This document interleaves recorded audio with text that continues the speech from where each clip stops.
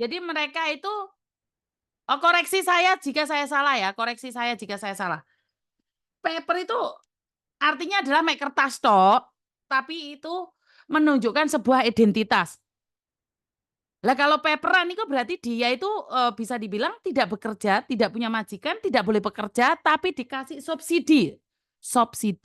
Subsidi, bukan subsidi. Dikasih subsidi berupa uang rumah, tapi nggak besar-besar amat. Uang rumah itu mungkin 1.200 atau 1.500, uang makan, uang jajan, uang transport. Tapi uang-uang tersebut itu tidak nyucuk seandainya untuk tinggal di Hong Kong. Karena untuk menyewa satu kamar itu 1.500 nggak cukup, Mbak. 1.500 itu harus kamarnya share-share. Share-share itu bahasa Indonesia berbagi. Jadi satu kamar itu mungkin 3 orang, 4 orang seperti itu. Belanja 1.200, oh iya wis ngono kuwi. Jadi paperan itu adalah pengajuan suaka, tapi untuk saat ini masih belum ada yang diterima untuk mendapatkan suakanya. Jadi sekali lagi buat teman-teman yang nanyain paper, dan mereka nggak boleh bekerja. Kalau paper bekerja, ditangkap meneh, melebu penjara meneh. Jadi kalau sampai ada yang bilang overstay bisa ganti ESLS, yakin aku penasaran banget. Karena sampai ada seperti itu, pasti terjadi huru-hara. Lah uang kabeh blayu kabeh teko majikane. Nggak mungkin Hong Kong membuat peraturan seperti itu. Ini menurut pendapat saya ya. Tapi koreksi saya kalau saya salah ya. Koreksi saya kalau saya salah ya. Dan setahu saya anak-anak paper itu sengsara. Nggak semuanya. Kecuali kalian melakukan bisnis-bisnis yang ecek-ecek atau bisnis-bisnis yang jadi simpenannya sipit atau bisnis jualan-jualan yang lainnya, ataupun ya mereka kalian melakukan bisnis atau part-time secara ilegal. Ya itu mungkin mereka sukses, tapi kalau paper yang paper asli ngandalno uang dari pemerintah, nggak nyocok, Mbak. Jadi nggak nyocok. Karena itu banyak sekali anak-anak paper akhirnya tersandung dengan bisnis iclik, tersandung dengan bisnis narkoba sebagai kurir atau apapun, tersandung dengan bisnis sindikat, tersandung dengan bisnis-bisnis sing jarene DE teko Jepang ternyata DE calo bandara, itu mereka menjadi seperti itu. Mereka menjadi seperti itu karena apa? Karena memang nggak nyocok, Rek. Dan alasan untuk mendapatkan paper itu sangat-sangat mudah sekali.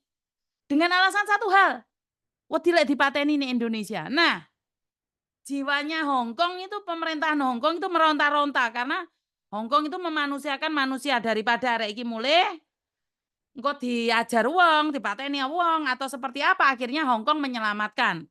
Padahal tidak ada hubungannya. Kadang-kadang mereka tipu menipu. Jadi padahal tipu menipu. Jadi mereka alasannya mau dimateni sama keluarga lah, mau dianiaya atau diapain. Sebenarnya mereka menipu-nipu. Jadi sekali lagi jangan percaya juga dengan alasan-alasan tersebut. Tapi menurut pendapat saya itu adalah hak kalian. Jadi itu hak kalian.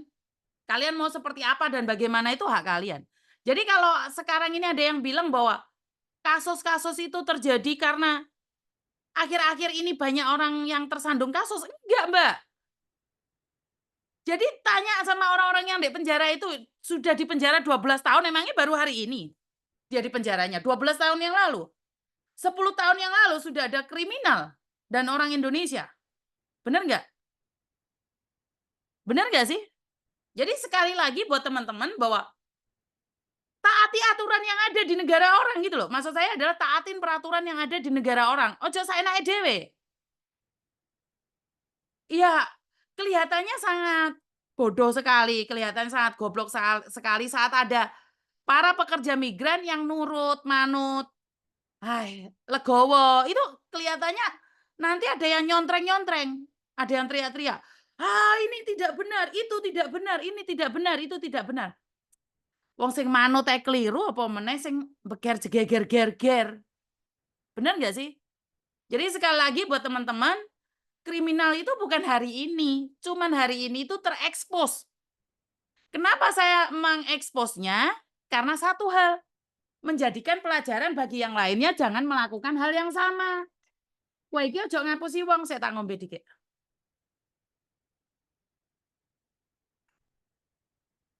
Ya bener ya. Jadi sekali lagi, buat teman-teman yang mau ambil paper atau rencana ambil paper, sebaiknya jangan sih. Karena lebih banyak orang yang menderita juga saat mereka tidak bisa bekerja. Saat mereka tidak bisa melakukan apapun sampai mereka rela rela menjual dirinya sendiri hanya demi sesuap nasi. Ya itu hak hak mutlak kalian, itu hak mutlak kalian. Tapi ya masa iya sih darah kita dialirin dengan sesuatu yang kurang benar sementara kita bisa melakukan yang benar. Ada beberapa orang anak overstay yang membenci saya ugal-ugalan. Karena saya selalu mengingatkan jangan seperti ini, jangan seperti itu. Ternyata dia adalah simpanannya si Pit dan dia berbisnis. Sebenarnya saya tidak pernah menghalang-halangi orang berbisnis. Saya hanya bilang hati-hati. Saya nggak ngelarang kalian bisnis, itu hak kalian mutlak. Nggak ada yang melarang kalian berbisnis, sakarepmu bisnis-bisnis oh. Tapi hati-hati karena dari pengalaman yang ada banyak orang yang terjerumus. Itu maksud saya. Bisa dipahami ya teman-teman ya? Saya tuh tidak pernah membenci anak overstay, saya tidak pernah membenci orang-orang yang jualan, saya tidak pernah membenci siapapun. Saya cuma mengingatkan hati-hati, hati-hati. Kenapa? Kalau kalian tidak hati-hati, yang dipenjara kalian. Tapi kalau saya mau mengingatkan kayak gini, kalian membenci saya, itu adalah hak mutlak kalian. Saya tidak bisa melarang kalian untuk membenci saya.